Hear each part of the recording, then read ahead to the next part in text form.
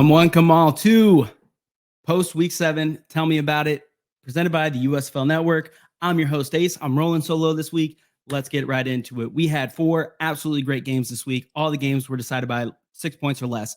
Now let's get into the first game of the weekend. We had the Stallions and the Breakers. Let's talk to the losing team first. New Orleans would get the ball first in this matchup, go down the field and kick a field goal. Birmingham would then get the ball themselves, and on their first drive, they would go down and score a touchdown. At the end of the first, it was 7-3 Birmingham. In the second quarter, the teams would trade field goals, leading to a halftime score of 10-6. In the third quarter, Birmingham would score a touchdown. New Orleans would then answer with a field goal, but Birmingham would answer right back with a touchdown. And your score at the end of the third quarter was 24-9 Birmingham. In the fourth quarter, New Orleans would score a touchdown, go for 2, and convert, and then also add a field goal. But at the end of the game, they could not get a touchdown, and Birmingham would hold on to win 24-20. He describes it well. From the Breaker side, they weren't really able to get a lot of offense going other than passing to Jay Adams. They even tried Anthony Jones in at running back a little bit. MBT was getting pressured really hard, and he took a couple big sacks. Otherwise, it wasn't a super high-scoring game, but let's hear from the winning side, the Birmingham Stallions, and our man, Buck, our Stallions representative. Hey everyone, Buck here to talk about that important win for the Stallions over the New Orleans Breakers. An important divisional game, an important game overall for the USFL, and to look at how the standings are going to go. And well, the Stallions go out there, they get a tough, good victory over New Orleans. Overall, I feel like both sides of the ball for Birmingham were at 100%.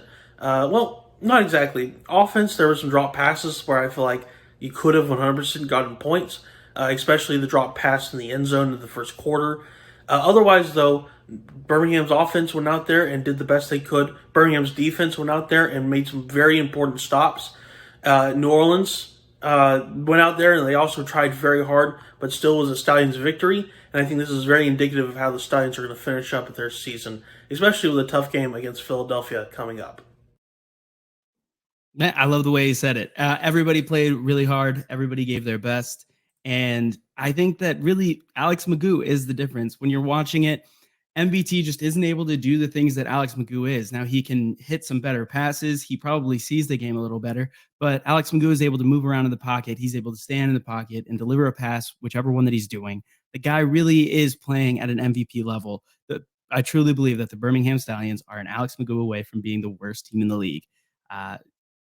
I don't know if it's sustainable, but man, is it fun while we're watching it. I really enjoy watching Alex Magoo, and I can't wait to face him again with my gamblers. But that was a great game. It really shook up the South Division because you had the number one team still was the Breakers, and the number 3 team was the Stallions, and the whole thing shook up. The Stallions are now sitting at number 1. The Breakers are sitting at number 3. Really, everything has gone downhill since last time the Breakers played the Stallions, but who knows? There's still 3 games left. This division is locked. It's locked with my gamblers and the Showboats. So let's talk about that one. And let's start with the winner, the Showboats, and our man, the captain, Brandon. How about them boats? I said, how about them boats? That's right, guys. You know who I am. It's your boy, Brandon, a.k.a. the captain, here to tell you about the Showboats and how they're coming for your favorite team. Okay, 4-game win streak, just beat the Gamblers. Now we've got a split series with the Gamblers. They won the first one, we won this one. Got a nice tie there. So playoffs, I think so. Okay, we are geared up. We're in the captain's chair, ready to go on this playoff run. The only thing that can stop us is us. Okay, we've proven that we can take on Mark Thompson. We've proven we can take on West Hills. Got a tough matchup this week with the Generals. They're a little banged up, though, so we should be able to get them. But we've seen in this league, any given Sunday is a real thing, so we can't sleep on the Generals, but we're going to live good this week because the Yacht Club is all the way up, baby. Go Boats. Well, that one stung a little bit because they got there for 4-win streak by stopping ours. So both teams had a 4-win streak. Just ours happened to start a week earlier. So they got our goat. And it's a little misleading when he says that they were able to stop Mark Thompson. They were able to stop him on a third down play, which was just a bad play call. He shouldn't have had the ball in the first place. He still did score 2 touchdowns and is the touchdown leader in the league right now. He holds the modern USFL record at 11, which most likely won't be broken until next season at earliest. But yeah, their defense played lights out. You saw Kyrie Woods go down, which was not good. You saw Cole Kelly, he was improvising. He was standing in the pocket. He was able to just get the ball out to his playmakers, which is really what you need to do in this league. And it worked out. The fact that Derek Dillon was able to get that ball on their last offensive drive and take it all the way down for a touchdown was bonkers. It was crazy. The whole thing was ridiculous. The end of the game was great, and both teams really started clicking. It just so happened that, the Boats were last to score. It was basically just who's going to score last, and it was the Boats. Their defense held. TJ Green came in for Kyrie Woods at the corner position. He was able to cover. He got the game-winning interception. So good for him. The guy coming from the Stallions moving over to the Boats. The Boats are the hottest team in the league right now. Now, what we saw from the Gamblers, other than what you can go watch in Gamblers Table Talk, my show that comes out today, earlier than this, is that the Gamblers offense was not able to get going. They really had nothing. They aren't able to just immediately lean on Mark Thompson and wait for Kenji to get warm the way that they were the first couple of weeks. And Kenji really needs to be able to figure out the defense and just check balls down for a while. So it was a learning experience. It was still a hard-fought loss. The fact that we were still in it at the end of the game with the offense playing as abysmally as it was for the first half just shows how matured our defense has become. And I mean, it's looking like one of the best defenses in the league. But I digress, and we move on where the Stars played the Maulers, and Stars came out on top. So we got Webb in his car again. No rain this time. Guys, we're back after another defeat. Still sitting in the car because I'm always on the road. But maybe the Maulers should get on the road. So far, both their wins coming in Detroit rather than Canton. Got the Gamblers coming to town, then the Panthers and the Generals. They control their own destiny. They go undefeated. They're in the playoffs. It's a huge week for the Maulers, who need to recover after losing 37-31 to the Stars. The losses to the Stars over the last 2 years have been tough. It's been close games. The special teams have always showed out. Josh Simmons was great. Henny with the big return. Offense was effective. New players, Hyman from the Panthers at wideout, and Green May, the defensive end, replacing Malcolm Howard. We still got to get going, but we'll get back. Hammer down, Webb out. I love how dejected he seems in his car after a loss. It's sad to see, but I enjoy it. And hopefully he's dejected again next week after playing the Gamblers, like he said. But the Maulers just weren't able to get it done. This game was a lot like the Showboats Gamblers, where it was pretty bad offense up until the fourth quarter, and then it exploded. It was still bad offense for the Maulers because 2 of their scores came from a kickoff return for a touchdown and then a punt that was almost a touchdown, and then Garrett Groshek was just able to push it in. So their offense really is not able to get going. Troy Williams has 0 pocket presence. He's still a great runner, but people have figured it out. You got to make this team pass, and then you got them. Now, when you look at the Stars side, the Stars are really getting going. They're doing exactly what they did last year. They're getting hot at the right time. Mid-season, Case Cookis plays his best. I don't know what it is. The man goes Super Saiyan. And he is saying, I lost my wedding ring. Now, he lost his wedding ring, but he won the game, and I'm sure it was just some silicone ring. But he really was just able to sit in the pocket. When you're playing the best defense in the league and you're still able to sit in there after being the most sacked quarterback and just doing the things that he's doing, putting the ball on Corey Coleman, putting the ball on Devin Gray, hitting your playmakers. Matt Colburn showed up this week against one of the most stifling defenses. Matt Colburn out of nowhere is able to actually run the ball.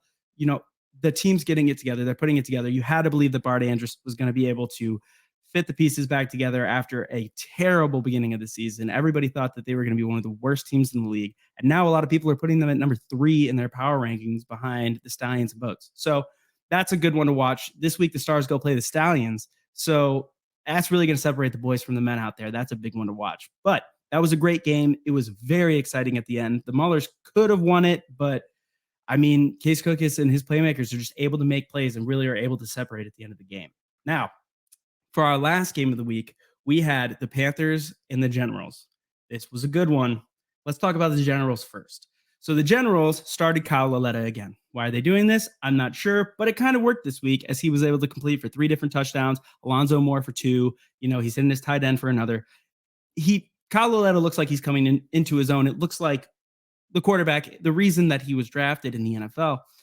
And Darius Victor is Darius Victor. The man he's stiff arming people. He's a bowling ball. He's running people over.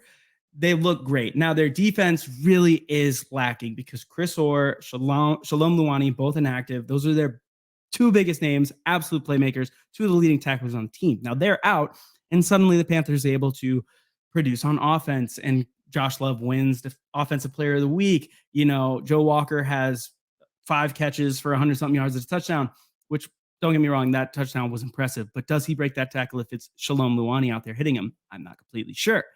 But they're a banged-up Generals team. They really need to figure it out right now, or their season's going to be gone, because right now they look like the worst team in the league. But the team that was the worst team in the league and now has the reigning Offensive Player of the Week is the Panthers. So let's hear from our guy Maverick, the Panthers representative, after his first win in a long time. What's up, guys? I'm Maverick back, and the Michigan Panthers are back as well.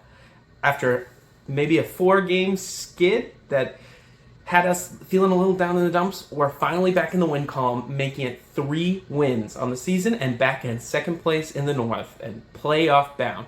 On Sunday, the Panthers took on the New Jersey Generals, and after a tough, slow first half, the Panthers really got going with a touchdown from Trey Quinn that was matched by the New Jersey Generals, and then a touchdown to Cole Hikatini that put us in the lead, and we never looked back. The New Jersey Generals kept matching touchdowns, but kept missing their 3-point conversions, and a late Joe Walker touchdown iced the game. And Reggie Corbin was able to get a first down, and Josh Love was able to take knees to win the game. The final score, 25-22, Michigan Panthers. Let's go, Michigan Panthers, let's hunt. The man said it, let's hunt. The Panthers look like maybe they're back into it, but this week is going to be much more important. They have to go play the Breakers, and who knows? The Breakers are playing their worst ball. The Panthers are coming off playing some of their best ball since week 1. We'll see how that goes. They're playing a full defense instead of a banged-up Generals defense. We'll see if they can keep that up. Their defense still looking just as good. They gave up a little bit in the past game, but the Panthers are one of the best defenses secretly in the league. Josh Butler, he's killing it at corner. So big things to watch. This is a huge week coming up. We thought that we would see some people break away, some more parity in the power rankings, in the division rankings. We did not. This is just such a close game. This is crazy to watch, and we are all in on it. Cannot wait for week 8, especially for that Gamblers and Maulers matchup. That is the USFL Authority matchup. We are so excited to see it, and I can't wait to see Webb in his car again. Hopefully it rains. All right. So let us know what you thought of these games down in the comments. Let us know if you thought that maybe somebody should have won. Something happened, and obviously prayers up for DeAndre Johnson. We absolutely hope that he comes back healthy and better than ever. But until next time, I've been Ace. This has been Tell Me About It, Week 7 recap. I'll see you in Week 8.